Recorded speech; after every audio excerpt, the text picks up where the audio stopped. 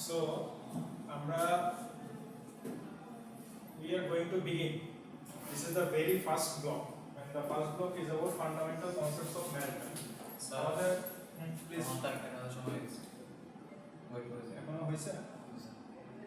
আচ্ছা ঠিক আছে, ভিডিও দেখবো। হ্যাঁ ঠিক আছে। আমাদের কোর্সের নাম কি?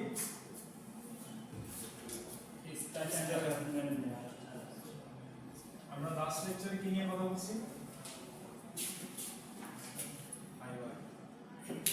এই ক্লাসে লাস্ট লেকচারে আমরা কি নিয়ে কথা বলছি? লাস্ট ফ্রাইডে এখানে দাঁড়াই কি নিয়ে কথা বলছি?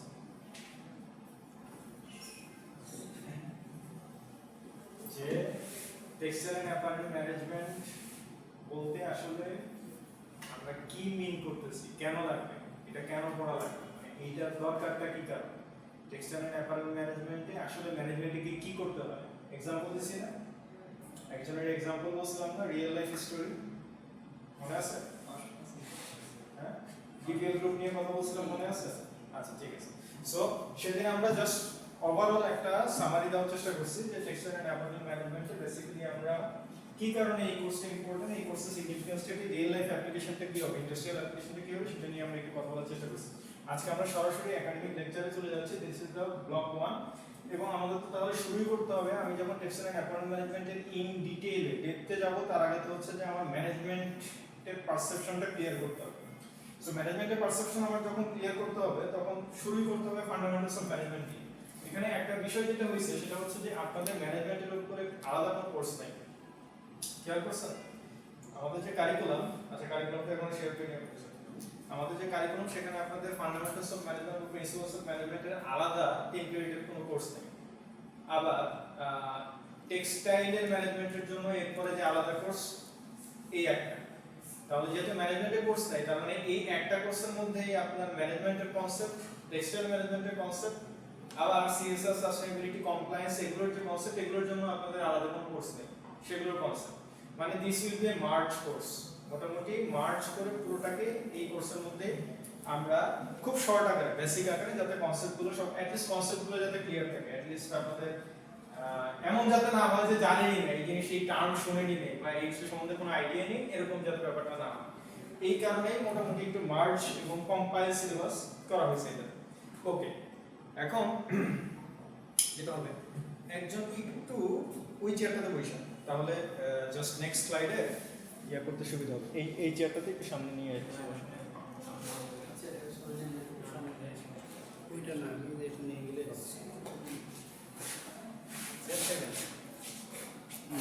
বলতে এখানে বসে জাস্ট খালি ক্লিক করতাম মাঝে মধ্যে। হ্যাঁ, জাস্ট নেক্সট ইয়েতে মানে এই জায়গাটাতে নেক্সট ক্লিক করুন। না ওইখানে কেন? ঠিক আছে, ওকে।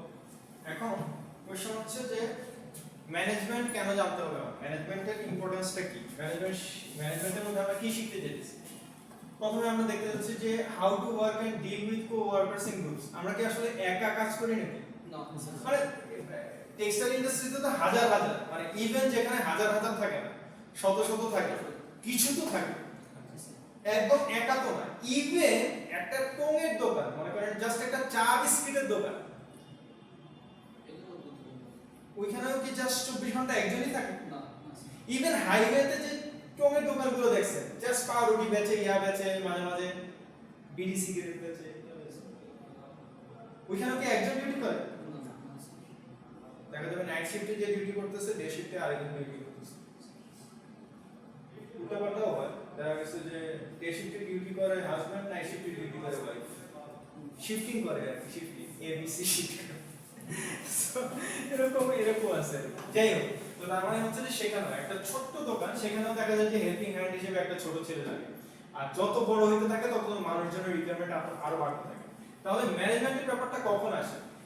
ইভেন ওই যে দোকানটা, মনে করেন ওই যে টমের দোকানটার এক্সাম্পল দিলাম, তাকেও টাইম মেইনটেইন করতে হচ্ছে না যে আমি কখন থাকবো আর তুমি কখন আসবা, যে তুমি আসলে আমি যাব। ব্যাপারটা কি এরকম হবে যে আমি চলে গেছি তুমি আসো নাই? না, এরকম হওয়ার কোনো চান্স আছে? তার মানে একদম ছোট্ট ওই জায়গা থেকে কিন্তু তার ম্যানেজমেন্ট শুরু হয়ে যাচ্ছে। এরপরে আস্তে আস্তে যত মানুষ হচ্ছে তত তার এই কোয়ার্কার, এই যে colleague management, coworker management, teammate management, subordinate management, এই পুরো জিনিসটা বাড়তেছে। তাহলে ম্যানেজমেন্টের প্রথম জিনিসটাই আসে যে আমি ম্যানেজমেন্ট কার জন্য? পশু পাখি, গরু ছাগল, ইট পাথর এদের জন্য? আমরা আসলে কি ম্যানেজ করি? আমরা কি মানে আচ্ছা সে ফর এক্সাম্পল একটা কনস্ট্রাকশন ওয়ার্ক হইতেছে, মনে করেন এই ইউনিভার্সিটিটা রেনোভেশন চলতেছে, ঠিক আছে? এখানে তো ম্যানেজমেন্টের ব্যাপার আছে না? তো আমরা আসলে কি ম্যানেজ করি? যে এই টাইলসটা আমার কথা মতো এটা করবে, ওইটা করবে, টাইলসটা দিয়ে আমি এই কাজ করাবো, ওইটা কাজ করাবো, এগুলো ম্যানেজ করি। আমাদের ম্যানেজমেন্টের সম্পর্ক কাদের সাথে? কোন জড় পদার্থের সাথে? কোন পশু পাখি জীবজন্তুর সাথে? হ্যাঁ, পশু পাখি জীবজন্তুরও ম্যানেজমেন্ট আছে, যারা সার্কাস করায়, ইয়া করে, চিড়িয়াখানা ইয়া করে, তারাও দেখা যায় পশু পাখি ম্যানেজ করে। তার মানে যাদের মধ্যে ইন্টেলেকচুয়াল এবিলিটি আছে এবং যাদের মধ্যে প্রাণ আছে, ঠিক আছে? নিষ্প্রাণ কোনো জিনিসের সাথে আমাদের ম্যানেজমেন্ট না। নিষ্প্রাণ জিনিসকে যারা ম্যানেজ করে তাদেরকে আমার ম্যানেজ করতে হবে। তার মানে টাইলসের কাজটা যেই লোকটা করতেছে তাকে আমার ম্যানেজ করতে হচ্ছে, এই মেশিনগুলো যেই তৈরি করতেছে তাকে আমার রিভিশন দিতে হচ্ছে, যে এসে সেট করতেছে, ক্যালিব্রেশন করতেছে, ইনস্টলেশন করতেছে তাকে আমার ম্যানেজ করতে হচ্ছে, চেয়ারটা যে বানাইতেছে তাকে ম্যানেজ করতে হচ্ছে, যে সেট করতেছে তাকে ম্যানেজ করতে হচ্ছে, ইন্টেরিয়র যে করতেছে তাকে ম্যানেজ করতে হচ্ছে।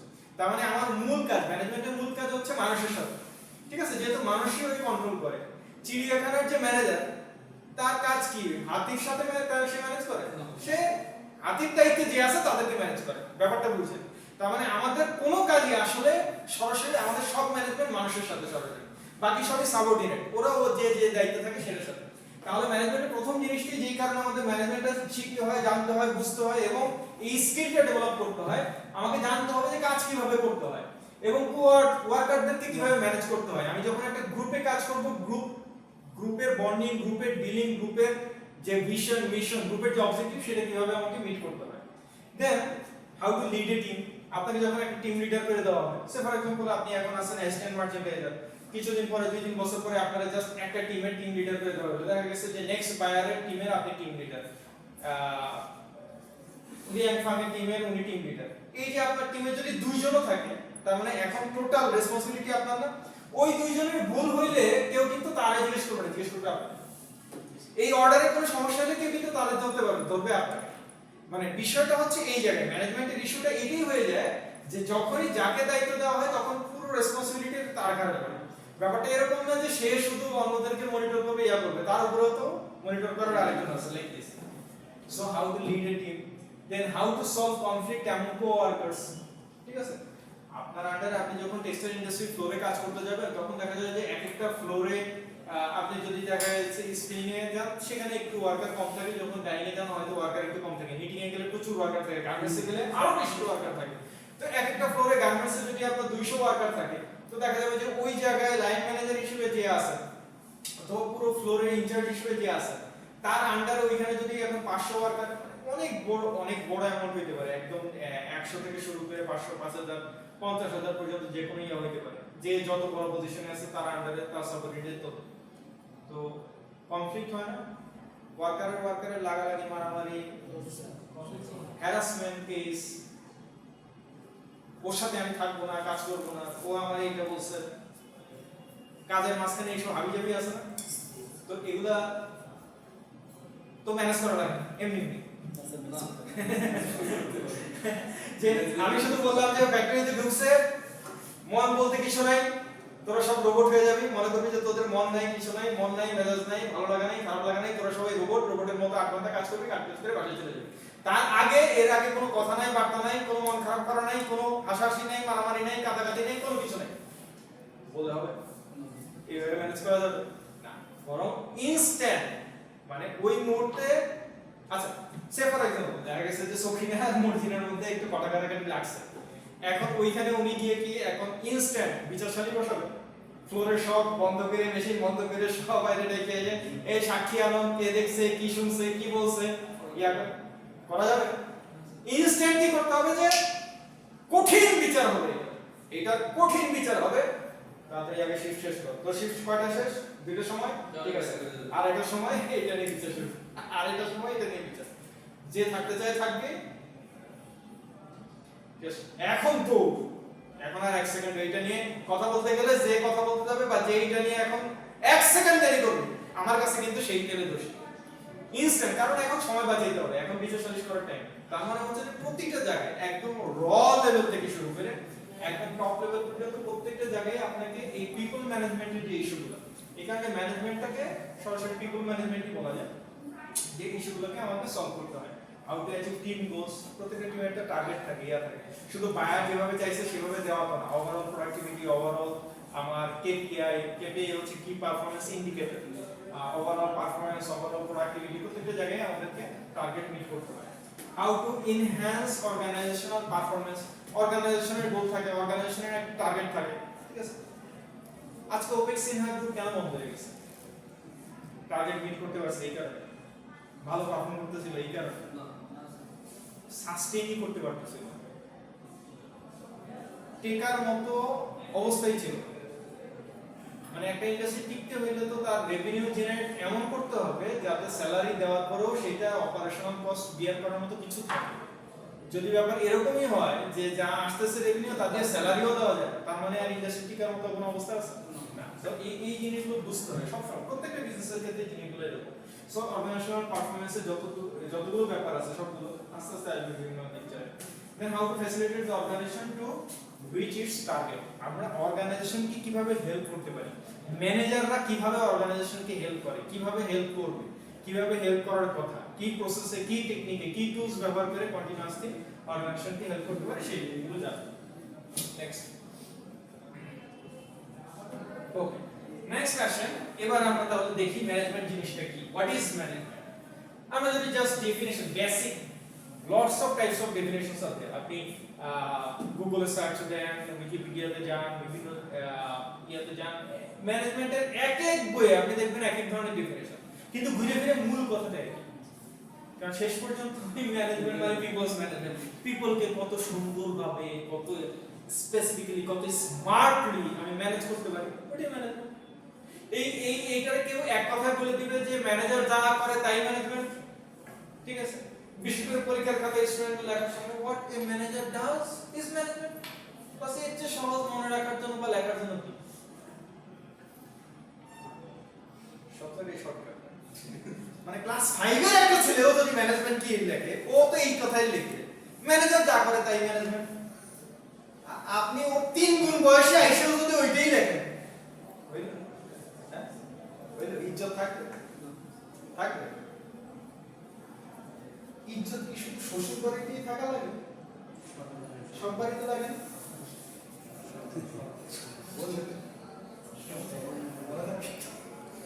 ওয়েল, তাহলে আমাদের হোয়াট ইজ ম্যানেজমেন্টের মূল বেসিক কনসেপ্ট যেটা, সেটা হচ্ছে যে management is a set of principles relating to the functions of planning, organising, directing and controlling. খেয়াল করে দেখেন কি বলতেছি আমরা, এমন কিছু মূলনীতি, এমন কিছু প্রিন্সিপলের সমন্বয় যেখানে প্ল্যানিং, অর্গানাইজিং, ডিরেক্টিং, কন্ট্রোলিং এই জিনিসগুলো সম্পর্কিত যে কাজগুলো আছে সেটার একটা সমন্বয় থাকে, ওই কাজে এগুলোর একটা সমন্বয় থাকে। And the application of this principles in harnessing physical, financial, human and informational resources, যাতে এই যে আমি কন্ট্রোলিং করতেছি, প্ল্যানিং করতেছি, অর্গানাইজিং, ডিরেক্টিং, প্ল্যানিং, কন্ট্রোলিং, এই যে মূল চারটা কাজ করতেছি, এই চারটা কাজের মাধ্যমে আমার যে রিসোর্স আছে সেই রিসোর্সগুলোর ফিজিক্যাল, ফিনান্সিয়াল এবং হিউম্যান যে রিসোর্স, তাদেরকে আমি ইফিশিয়েন্টলি এবং ইফেক্টিভলি এমন ভাবে ইউটিলাইজ করা, তাদের সর্বোচ্চ সদ্ব্যবহার এমন ভাবে করা টু অ্যাচিভ অর্গানাইজেশনাল গোলস, যাতে অর্গানাইজেশনের গোলটা সার্ভ হয়, অর্গানাইজেশনের গোল সার্ভ হয়। আচ্ছা ধরেন মানে একজন একটা ক্যাসিনো দিছে, ক্যাসিনো, ঠিক আছে? তো ক্যাসিনো দিছে কি কারণ? টাকা ইনকাম করার জন্য, জুয়ার আসর বসানোর জন্য তো ক্যাসিনো দিছে। এখন ও ক্যাসিনো দিছে কিন্তু ওর ক্যাসিনোতে জুয়ার আসর বসতেছে না, তাহলে কি ওর গোল ফিল আপ হইছে? না, বুঝেন না, ওর গোল ফিল আপ হইছে। কিন্তু ওর পাশেই একটা জঙ্গল আছে, ঝোপঝাড় আছে, যেটা দেখে ও ক্যাসিনোটা প্ল্যান করছিল। ওই ঝোপঝাড় জঙ্গলে উনি বসে আছে এবং ওইখানে নিয়মিতই আসর বসতেছে, টাকা দিয়ে সবাই খেলতেছে এবং জানে যে সর্দার উনার হাতে টাকা দিলে এখানে খেলা যাবে, আদারওয়াইজ খেলা যাবে না। এই জবসারে এই ক্যাসিনোর আয়োজন উনি করছে, উনি এটার ব্যবস্থাপনা করতেছে। তাইলে ইনভেস্ট না করেও ওইখানে ওনার টার্গেট ফিল আপ হইতেছে, আর এখানে ইনভেস্ট করেও টার্গেট ফিল আপ হইতেছে। প্রত্যেকটা জিনিস মানে আমরা যখনই ব্যবসা করতে যাই, আপনারা টুকটাক ব্যবসায় যারা আছেন, যারা অতীতে করছেন, এখনো করতেছেন, ভবিষ্যতে আরো করবেন, যখনই আমরা কোনো ইনিশিয়েটিভে যাই, যখনই আমরা এন্টারপ্রেনারশিপে যাই, মানে এই ধরনের গেলে প্রথম ব্যাপারটা কি হয় যে বিজনেস যদি ঠিক থাকে, অর্গানাইজেশন যদি রান করে, কি হয়ে গেছে কি লাগানো নাই স্যার রেকর্ড হয়নি তখন নাকি সাউন্ড যায় নাই? সাউন্ড যায় নাই।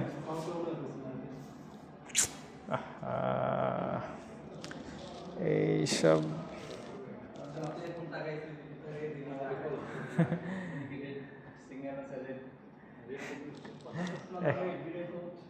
না ভিডিও হবে কিন্তু সাউন্ড বোধহয় এনিওয়ে যাক। আর কত একটার এই হচ্ছে এই জিনিসগুলো একটু খেয়াল রেখে মানে আমি একদিকে খেয়াল রাখলে বাকি সব দিকে আপনাদের খেয়াল রাখতে হবে আর কি, যে সব ঠিক আছে কিনা, সব কিছু ওকে আছে কিনা। এনিওয়ে যেটা নিয়ে আমরা কথা বলতেছিলাম সেটা হচ্ছে যে তাহলে ম্যানেজমেন্ট ব্যাপারটা কি? ম্যানেজমেন্ট হচ্ছে আমার প্ল্যানিং, অর্ডারিং, কন্ট্রোলিং, অর্গানাইজিং। এই যে জায়গাগুলো, এই জায়গাগুলোর সমন্বয়ে আমার যতগুলো রিসোর্স আছে, আমার রিসোর্স মানে কিন্তু হিউম্যান রিসোর্সকে আমরা বলি, মানে আমাদের যে হাতে যে মানুষ আছে, একজন ওয়ার্কার থাকা সেও কিন্তু আমার রিসোর্স। কারণ ফ্যাক্টরি করলেই আপনি যে ওয়ার্কার পাবেন এরকম কোনো গ্যারান্টি আছে? আপনি যদি আজকে যা সেন্ট মার্টিন দ্বীপে একটা ফ্যাক্টরি করে ফেলেন, আপনার যেই ধরনের ওয়ার্কার দরকার আপনি সেই ওয়ার্কার পাবেন এখানে? আপনি এখন বান্দরবনের এক পাহাড়ের উপরে মনে করলেন আমি ন্যাচারাল পরিবেশে একটা একদম গ্রিন ফ্যাক্টরি বানাই দিয়েছি, গ্রিনের মাঝখানে ফ্যাক্টরি, এই কারণে গ্রিন ফ্যাক্টরি, পাবেন ওয়ার্কার? ঠিক আছে, ওয়াশিং প্ল্যান্ট বানান, ডাইং প্ল্যান্ট বানান, সো ব্যাপার আছে। সো ইভেন বাইরের দেশে তো এটাই বড় সমস্যা, ওদের ওয়ার্কার নাই, ম্যান পাওয়ার নাই, হিউম্যান রিসোর্স নাই। হিউম্যান রিসোর্স একটা বড় রিসোর্স, কিন্তু হিউম্যান রিসোর্স তো অনলি রিসোর্স না। রিসোর্স বলতে তো শুধুমাত্র মানুষ থাকলেই হয় না। মনে করেন আপনি একটা ফ্যাক্টরি বিল্ডিং বানাইছেন আর মানুষ আছে, কোনো মেশিন নেই, লাভ আছে? তার মানে আপনার মেশিন লাগবে, মানুষ লাগবে, মেটেরিয়াল লাগবে, সব কিছু লাগবে। তো এগুলোর জন্য আপনার ফিনান্সিয়াল রিসোর্স লাগবে। তাহলে আমাদের এই যে হিউম্যান রিসোর্স, আমাদের ফিজিক্যাল রিসোর্স, আমাদের ফিনান্সিয়াল রিসোর্স, এবং ইনফরমেশন খুব ইম্পর্টেন্ট একটা রিসোর্স, যে আমার জানতে হবে যে আমি কার জন্য বানাবো, কি বানাবো, আমার বায়ার কারা, সেই বায়ারদেরকে ক্যাচ করতে হবে না তো? নাকি বায়ারা উল্টা আমার ক্যাচ করবে, নাকি আমি বায়ার রিচ করতে হবে? তো এই ইনফরমেশন আমার জানতে হবে না যে বায়ার ক্যাচ করতে হলে কী করতে হবে, কীভাবে ক্যাচ করতে হবে, কোথায় পাবো বায়ার কি রাস্তায় রাস্তায় হেঁটে খুঁজবো যে আমি গার্মেন্টস ফ্যাক্টরি দিছি, আমি অমুক গার্মেন্টস ফ্যাক্টরির মালিক, কে আছেন বায়ার, আমার সাথে যোগাযোগ করেন বা আমার নক দেন, ফেসবুকে পোস্ট দিলে হবে? এইসব জায়গায় সবই কি ফেসবুক পোস্ট দিলে হয়? সো ব্যাপার বুঝতে হবে যে প্রত্যেকটা জিনিসের আলাদা টার্গেট কাস্টমার রিচ করার জন্য প্রপার প্রসেসে যাইতে হবে। সেই প্রপার প্রসেসে যাওয়ার জন্য ইনফরমেশনটা আমার থাকতে হবে। I need to know how I need to catch that target segment, আমার বায়ারকে আমি কীভাবে ক্যাচ করব। নেক্সট, তাহলে ম্যানেজমেন্ট বলতে মূল যে কথাটা বোঝায় সেটা আমরা একটু দেখলাম যে হোয়াট ইজ ম্যানেজমেন্ট। আচ্ছা, দেন অবজেক্টিভ অফ ম্যানেজমেন্ট এই জায়গায় এসে আচ্ছা এই স্লাইডে শেষ করে দিচ্ছি, তারপরে আমরা ইয়াতে চলে যাব। সো অবজেক্টিভস অফ ম্যানেজমেন্টে আমি ম্যানেজমেন্ট করে কি অ্যাচিভ করতে চাইতেছি, অবজেক্টিভটা কি? অবজেক্টিভ থাক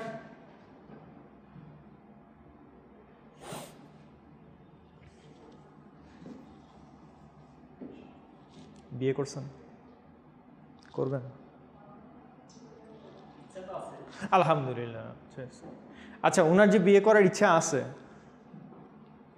অবজেক্টিভ আছে না, নাকি কোনো অবজেক্টিভ নেই? হ্যাঁ, এই যে আপনারা এখানে আসছেন শুক্রবার দিনে এত কষ্ট করে, পারলে তো বাসায় বসে আপনিও মাস্তি একটা ঘুম দিতে পারতেন, আমিও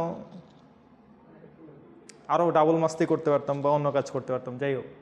কিন্তু এই যে আপনারাও আসছেন, আমরাও আসছি, কোনো অবজেক্টিভ আছে না? আছে না? প্রতিটা কাজের পিছনে আমরা ওইভাবে চিন্তা করে করি অথবা চিন্তা না করে করি, অবজেক্টিভ আছে না? আমার কথা বুঝেন?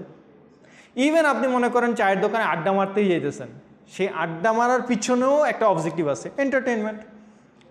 আপনার আড্ডা মারতে ভালো লাগে, আপনার এটা রিল্যাক্স টাইম, রিফ্রেশমেন্ট টাইমে আপনি কিছু সময় অনেকদিন বন্ধু বান্ধবের সাথে দেখা হয় না, আড্ডা মারা হয় না, বা এই বিষয়টা নিয়ে কথা বলতে হবে, ওই জিনিসটা জানতে হবে, বা আমার একটা জিনিসে হেল্প নিতে হবে, প্রত্যেকটা জিনিসের পিছনেই কোনো না কোনো কারণ থাকে। আমরা ওইভাবে শেপ করে চিন্তা করে করি বা না, সবই যে কাগজে কলমে লিখে করতে হবে, করতে হবে এরকম তো না।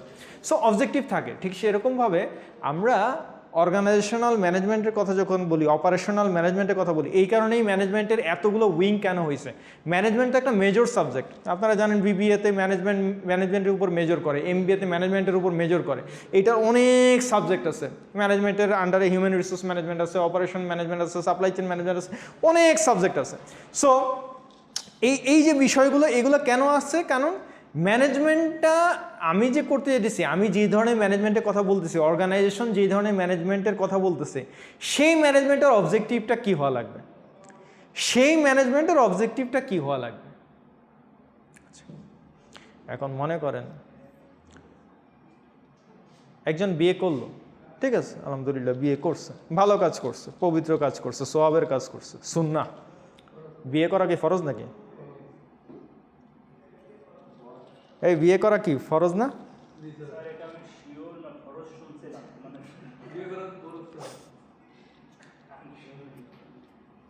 বলেন, একদম খবর আছে না ঠিক মতো না বলতে পারলে। এই হুজুর বলেন।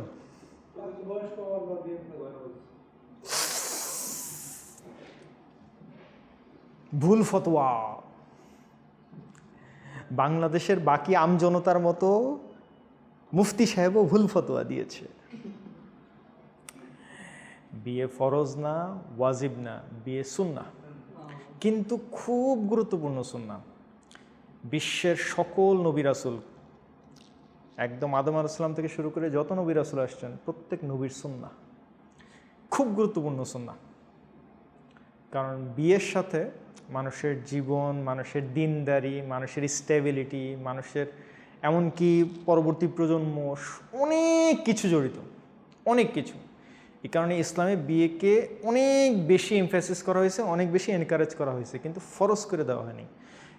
এবং কেন ফরজ করে দেওয়া হয়নি এইটুক একটু চিন্তা করলে, একটু মাথার মধ্যে একটু কমন সেন্স থাকলেই আপনাদের বোঝার কথা। প্রত্যেকের কি বিয়ে করার যোগ্যতা থাকবে? এই পৃথিবীতে যত কোটি মানুষ আছে সবারই কি বিয়ের যোগ্যতা আছে? সকল পুরুষ মাত্রই কি বিয়ের যোগ্য না। সো যারা বিয়ের যোগ্য না তাদেরকেও বিয়ে ফরজ করে দিবে, আর সে এমনিতেই ফরজ মনে করে মেয়েদের জীবন নষ্ট করতেছে, করতেছে। আর যদি আসলেই ফরজ করা হইতো তাহলে সারা দুনিয়াতেই তো মানে যোগ্যতা থাকুক বা না থাকুক, বিয়ে ফরজ, বিয়ে ফরজ বলে বলে যান। আর কি একটা দেশে বাস করি, এই দেশে তো মানে যেই ছেলে গাঁজাখোর, সুদখোর, রিয়াকর, চরিত্র নষ্ট, সারাদিন দেখা যায় যে রাস্তায় পড়ে থাকে, ওই ছেলেরে আইনা আরে বিয়ে করাই দাও, বিয়ে করাই দাও, বিয়ে করাই দিলে ঠিক হয়ে যাবে। মানে কি জিনের সাথে বিয়ে করাই দিবে নাকি? যে জিন একেবারে আসার মারি ঠিক করে দিবে? তো বিয়ে তো করাবে মানুষের সাথে, একটা মেয়ের সাথে। একটা মেয়ে কি জাদু জানে নাকি যে মেয়ে এসে ঠিক করবে? কি হবে? ছেলে আগে থেকেই বেঠিক। ছেলে ঠিক করার কথা মেয়ের, মেয়ে ছেলেটা কীভাবে ঠিক করবে? তাও আবার যেটা রাস্তায় পড়ে থাকে। তো এই হয়েছে অবস্থা আর কি। তো এরকম না, তো ঠিক সেরকমভাবে জানতে হয়, ঠিক আছে? বিয়ে যে কেন করতেছে সেটার অবজেক্টিভটা জানতে হয়। কারণ বিয়ে যদি এরকম করে যে আমার ঘরে কোনো কাজের মহিলা নাই, একজন কাজের মহিলা দরকার, এই কারণে আমি বিয়ে করছি, তাইলে তো ও যে যেখানে সাইন করে বিয়ে করছে ওইটাই মুখস্থ করে বলা দরকার যে এখানে কি লেখা আছে, যে আমি একজন কাজের মহিলা ক্রয় করিতেছি, এইটা না, এইটা এই সাইনে বিয়ে করা হয়েছে। নাউজুবিল্লাহ মিন যালিক। সো যাই হোক, একটু ফান করলাম এই কারণে যে আমাদের অবজেক্টিভের উপরে অনেক কিছু ডিপেন্ড করে। অথচ এই দেশে এইরকম চিন্তাভাবনা নিয়েও বিয়ে করে এরকম মানুষ আছে না? এরকম পুরুষ আছে না? ইভেন জাস্ট নিজের পার্সেলের কস্ট বিয়ার করা দরকার, নিজের শপিংয়ের কস্ট বিয়ার করা দরকার, আমার জাস্ট একজন মানি ম্যান দরকার, এই কারণেই বিয়ে করে, এরকম মেয়ে আছে না? তাহলে যারা এরকম নিয়ত নিয়ে, অবজেক্টিভ নিয়ে বিয়ে করতেছে, সেই অবজেক্টিভের কারণেই বোঝা যায় না যে ভবিষ্যৎ কি, কারণ ওর নিয়তি এটা। ঠিক একই রকমভাবে ম্যানেজমেন্ট আমি কেন দরকার সেটার অবজেক্টিভ বুঝতে হবে না? যে অর্গানাইজেশনাল ম্যানেজমেন্ট বলতে আমরা কি বুঝাইতেছি, অবজেক্টিভ কি? আচ্ছা, সেইখানে বেশ কিছু ব্রডার পার্সপেক্টিভ আসছে। যেমন optimum utilisation of resources, growth development of business. দেখছেন 1 সেকেন্ড একটু অন্য মানুষকে হয়ে গেলে কি হয়। So better quality goods, ensuring regular supply of goods, discipline and morale, mobilising best talent. Okay, এটা নিয়ে আমরা নেক্সট ক্লাসে আর একটু ডিটেল কথা বলবো। আজকে তাহলে এই ক্লাসে এই পর্যন্তই। এইটুকু কারো কোনো কোয়েশ্চেন আছে কিনা? এইটুকু ক্লিয়ার কিনা সবার কাছে? হ্যাঁ, আমি এগুলো নিয়ে আরও ডিটেল ডিসকাস করবো, ঠিক আছে? আজকে তো ক্লাসে অনেকগুলো টেকনিক্যাল টিয়া অনেক রকমের সমস্যা গেল, বেশ কিছু মূল্যবান সময় নষ্ট হয়ে গেছে। এনিওয়ে, আবার আমাদের প্রেয়ার ব্রেকও ছিল। তারপরেও আমরা নেক্সট ক্লাসে দরকার হলে একটু আপনাদের এর ক্লাসটা তো খালি থাকে, এই রুমটাও তো খালি থাকে। আমরা চেষ্টা করবো নেক্সট ক্লাসটা দরকার হলে 10-15 মিনিট আগে শুরু করার, ঠিক আছে? তাহলে আপনাদের জন্য আপনাদেরও একটু চার্ম হবে। হ্যাঁ হ্যাঁ হ্যাঁ, বুঝতে পারছি। একটু রিল্যাক্সের দরকার আছে, ঠিক আছে? যদি মনে করেন একটু বেশি ঘুম পায়, একটু 10 তলায় গিয়ে ঘুমায় নেন। যদি মনে করেন যে একটু নিজেদেরকে চাঙ্গা করার দরকার হয়, চাঙ্গা করে নেন। যাদের সাথে কথা বলা দরকার কথা বলে নেন। কথা বলার সাথী না পাইলে নিজেদের মধ্যে কিছু করেন। দরকার হলে রেসলিং খেলেন, কিন্তু চাঙ্গা হন, ঠিক আছে?